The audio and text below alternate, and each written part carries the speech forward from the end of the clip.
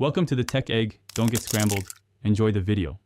You start by unlocking the Z Flip 4 and opening settings right away. This is the only way to apply system wallpaper reliably. Tap Wallpaper and Style, then choose whether you pick a home screen, lock screen, or both.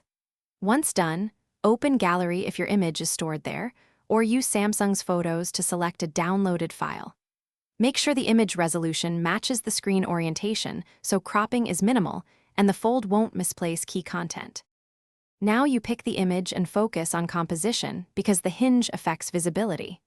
Select the photo, then use the crop tool to position important elements away from the fold, pinch to zoom, and drag to center. Once you're happy, tap Preview to see home and lock screens simulated. This helps you confirm that clock, widgets, and app icons won't overlap crucial image details. If the preview looks off, tweak the crop until the subject sits safely on one side of the fold. Finish by tapping Apply and choosing Home, Lock, or both. This commits the wallpaper to system memory.